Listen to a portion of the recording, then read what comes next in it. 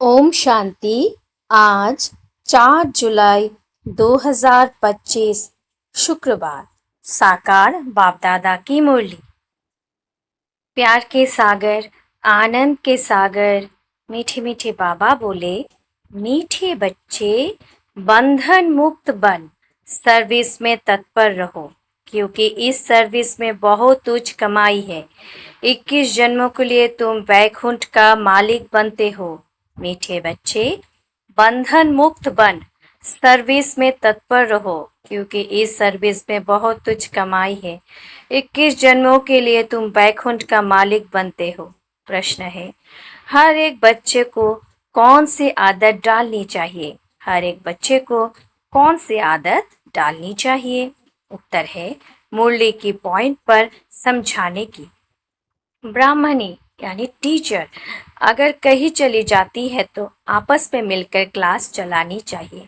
अगर मुरली चलाना नहीं सीखेंगे तो आप सामान कैसे बनाएंगे? ब्राह्मणी बिगड़ मूझना नहीं चाहिए। पढ़ाई तो सिंपल है, क्लास चलाते रहो, यह भी प्रैक्टिस करनी है। गीत मुखरा देख ले प्राणी। ओम शांति। बच्चे जब सुनते हैं तो अपने को आत्मा निश्चय कर बैठे और यह निश्चय करे कि बाप परमात्मा हमको सुना रहे हैं। यह डायरेक्शन अथवा मत एक ही बाप देते हैं, उनको ही श्रीमत कहा जाता है। श्री अर्थात श्रेष्ठ ते श्रेष्ठ, वह है बेहद का बाप, जिसको ऊंचते ऊंच भगवान कहा जाता है। बहुत मनुष्य है जो उस लफ्ज से परमात्मा को बाप समझते भी नहीं है। भल शिव की भक्ति करते हैं, बहुत प्यार से याद करते हैं, परंतु मनुष्य ने कह दिया है कि सभी में परमात्मा है, तो वह लव किसके साथ रखे? इसलिए बाप से विपरीत बुद्धि हो गई है। भक्ति में जब कोई दुख व रोग आदि होता है तो प्रीत दिखाते हैं, कहते हैं भगवान रक्षा करो। बच्चे जानते हैं गीता है श्रीमद् भगवान के मुख से आई गाई हुई, और कोई ऐसा शास्त्र नहीं जिसमें भगवान ने राजयोग सिखाया है हो वह श्रीमद् दी हो। एक ही भारत की गीता है जिसका प्रभाव भी बहुत है। एक गीता ही भगवान की गाई हुई है। भगवान कहने से एक निराकार तरफ ही दृष्टि जाती है, उंगली से इशारा ऊपर में करेंगे। श्री कृष्ण के लिए ऐसे कभी नहीं कहेंगे, क्योंकि वह तो देहधारी है ना। तुमको अब उनके साथ संबंध का पता पड़ा है, इसलिए कहा जाता है बाप को याद करो, उनसे प्रीत रखो। आत्मा अपने बाप को याद करते हैं। अभी वह भगवान बच्चों को पढ़ा रहे हैं, तो वह नशा बहुत चढ़ना चाहिए, और नशा भी स्थायी चढ़ना चाहिए। ऐसे नहीं ब्राह्मणी सामने है तो नशा चढ़े, ब्राह्मणी नहीं तो नशा उठ जाए। बस ब्राह्मणी बिगड़ हम क्लास नहीं कर सकते। कोई कोई सेंटर्स के लिए बाबा समझाते हैं, कहाँ से 5-6 मास भी ब्राह्मणी निकल जाती तो आपस में सेंटर संभालने के है, क्योंकि पढ़ाई तो सिंपल है। कोई तो ब्राह्मणी बिगैर जैसे अंधे लूले हो जाते हैं।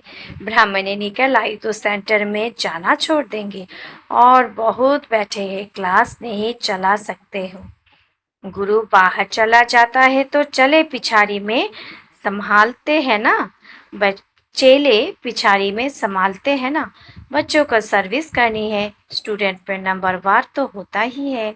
बाप जानते हैं कहाँ फर्स्ट क्लास को भेजना है। बच्चे इतने वर्ष सीखे हैं, कुछ तो धारणा हुई होगी, तो सेंटर को चलाए आपस में मिलकर। मुरली तो मिलती ही है, पॉइंट्स के आधार पर ही समझाते हैं। सुनने की आदत पड़ी, फिर सुनने की आदत पड़ती रहे नहीं, याद में रहे तो धारणा भी हो। सेंटर पर ऐसे तो कोई होने चाहिए जो कहे, अच्छा ब्राह्मणी जाती है, हम सेंटर को संभालते हैं। बाबा ने ब्राह्मणी को कहा, अच्छे सेंटर पर भेजा है सर्विस के लिए, ब्राह्मणी बगैर मूंछ नहीं जाना चाहिए। ब्राह्मणी जैसे नहीं बनेंगे तो दूसरे को आप समान कैसे बनाएंगे, प्रजा कैसे बनाएंगे। मुरली तो सबको मिलती है, बच्चों को खुशी होनी चाहिए। हम गद्दी पर बैठ समझाए, प्रैक्टिस करने सर्विसेबल बन सकते हैं। बाबा पूछते, सर्विसेबल बने हो तो कोई भी नहीं निकलते हैं। सर्विस के लिए छुट्टी ले लेनी चाहिए। जहाँ भी सर्विस के लिए बुलावा आए वहां पर छुट्टी लेकर चले जाना चाहिए। जो बंधन मुक्त बच्चे हैं वह ऐसे सर्विस कर सकते हैं। उस गवर्नमेंट से तो इस गवर्नमेंट की कमाई बहुत ऊंच है। भगवान पर आते हैं, जिससे तुम 21 जन्मों के लिए बैकुंठ का मालिक बनते हो। कितनी भारी आमदनी है, उस कमाई से क्या मिलेगा? अल्पकाल का सुख। यह तो विश्व का मालिक बनते हो।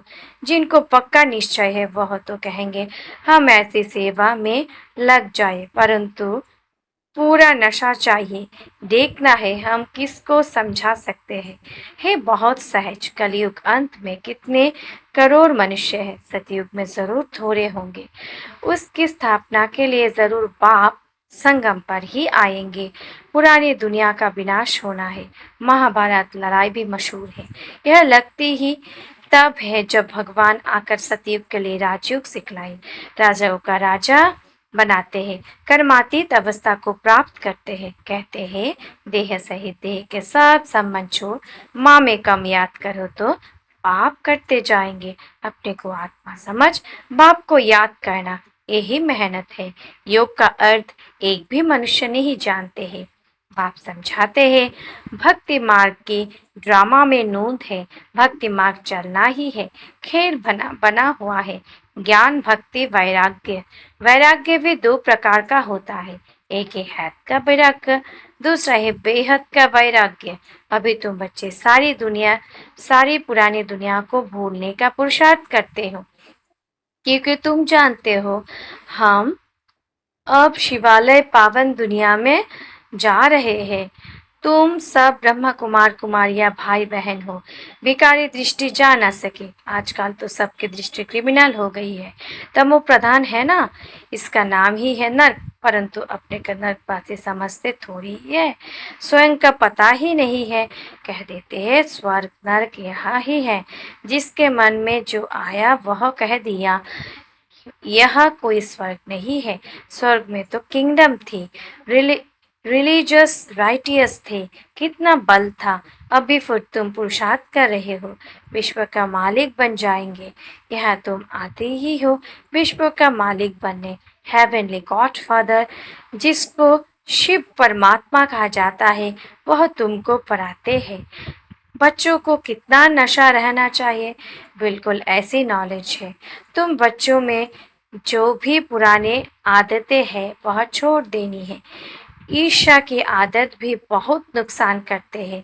तुम्हारा सारा मदार मुरली पर है।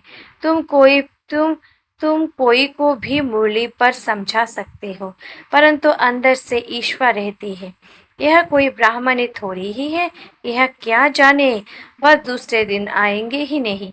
ऐसी आदतें पुरानी पड़ी हुई है, जिस कारण डिससर्विस भी होती है। नॉलेज तो बड़ी सहज है। कुमारियों को तो कोई धंधा आदि भी नहीं है। जिससे पूछा जाता है वह पढ़ाई अच्छी या यह पढ़ाई अच्छी, तो कहते हैं ये बहुत अच्छी है। बाबा अभी हम वह पढ़ाई नहीं पढ़ेंगे, दिल नहीं लगती। लौकिक बाप ज्ञान में नहीं होगा तो मार खाएंगे। फिर कोई बच्चे कमजोर भी होती है, समझाना चाहिए ना। इस पढ़ाई से हम महारानी बनेंगे, उस पढ़ाई से क्या पाई पैसे की नौकरी करेगी। यह पढ़ाई तो भविष्य 21 जन्मों के लिए स्वर्ग का मालिक बनाती है। प्रजा भी स्वर्गवासी तो बनती है ना, अभी सब नरकवासी है। अब बाप कहते हैं तुम सर्वगुण संपन्न थे, अब तुम ही कितने तमोप्रधान बन पड़े हो। सीढ़ी उतरते आए हो। भारत जिसे सोने की चिड़िया कहते थे, कहते थे अभी तो ठीक करके भी नहीं है। भारत 100% सॉल्वेंट था, अब 100% इंसॉल्वेंट है। तुम जानते हो हम विश्व के मालिक पारसनाथ थे, फिर 84 जन्म लेते लेते अब पत्थरनाथ बन पड़े हैं। है तो मनुष्य ही, परंतु पारसनाथ और पत्थरनाथ कहा जाता है। गीत भी सुना, अपने अंदर को देखो हम कहाँ तक लायक है।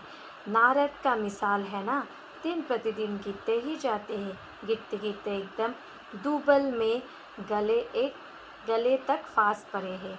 अब तुम ब्राह्मण सभी को चोटी से पकड़ कर दूबन से निकालते हो बाहर, और कोई पकड़ने की सहज जगह तो है नहीं, तो चोटी से पकड़ना सहज है। दूबन से निकालने के लिए चोटी से पकड़ना होती है। दूबन में ऐसे फंसे हुए हैं जो बात मत पूछो, भक्ति का राज्य है ना। अभी तुम कहते हो बाबा हम कल्प पहले भी आपके पास आए थे राज्य भाग्य पाने। लक्ष्मी नारायण के मंदिर भल बनाते रहते हैं, परंतु उनको यह पता नहीं है कि यह विश्व के मालिक कैसे बने। अभी तुम कितने समझदार बने हो, तुम जानते हो इन्होंने राज्य भाग्य कैसे पाया, फिर 84 जन्म कैसे लिए। बिरला कितने मंदिर बनाते हैं, जैसे गुड़िया बना लेते हैं, वह छोटी छोटी गुड़िया वह फिर बड़ी गुड़िया बनाते हैं, चित्र बनाकर पूजा करते हैं। उनका ऑक्यूपेशन ना जानना तो गुड़ियों की पूजा हुई ना।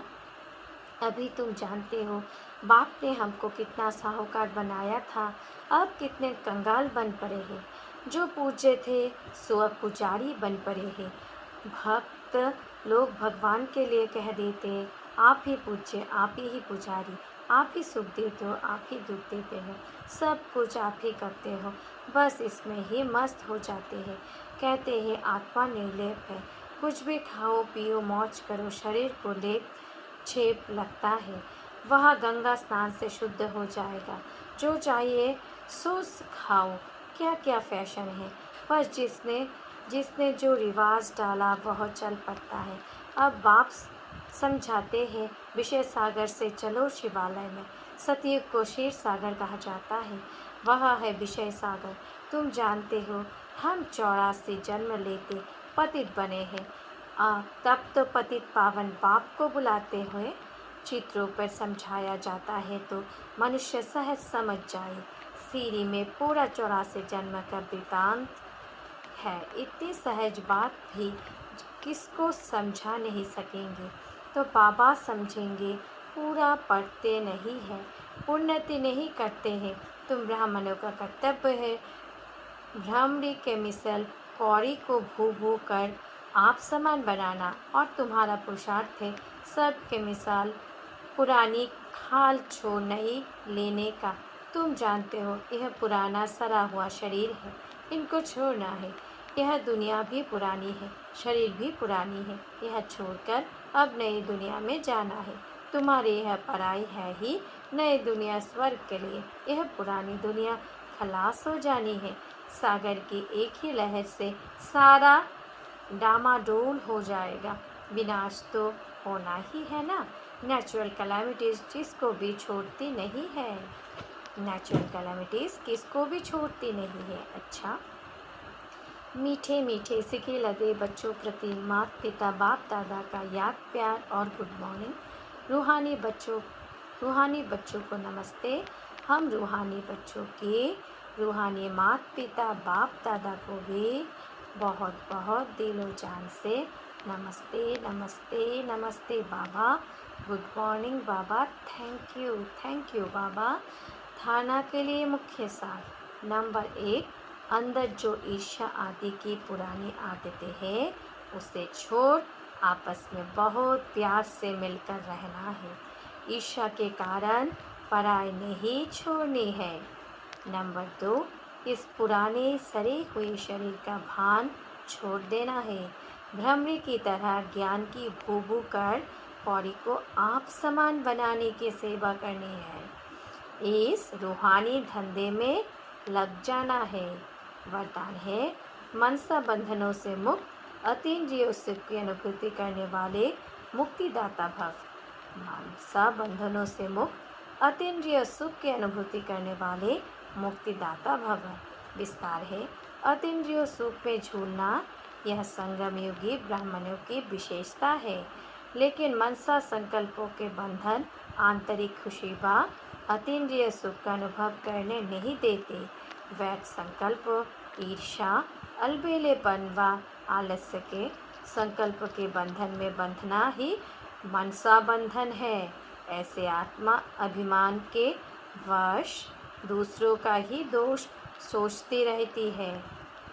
उनकी महसूसता शक्ति समाप्त हो जाता है। इसलिए इस सूक्ष्म बंधन से मुक्त बनो, तब मुक्तिदाता बन सकेंगे। स्लोगन है, ऐसा खुशियों की खान से संपन्न रहो जो आपके पास दुख की लहर भी ना आए। ऐसा खुशियों की खान से संपन्न रहो जो आपके पास दुख की लहर भी ना आए। अव्यक्त इशारे संकल्प शक्ति जमा कर श्रेष्ठ सेवा के निमित्त बनो। संकल्प की शक्ति जमा कर श्रेष्ठ सेवा के निमित्त बनो। किसी भी श्रेष्ठ संकल्प रूपी बीज को फलीभूत बनाने का सहज साधन एक ही है, वह है सदा बीज रूप बाप से हर समय सर्व शक्तियों का बल उस बीज में भरते रहना। बीज रूप द्वारा आपके संकल्प रूप बीज सहज और स्वतः वृद्धि को पाते फलीभूत हो जाएंगे। संकल्प शक्ति जमा हो जाएगी। अच्छा, ओम शांति, ओम शांति, ओम शांति।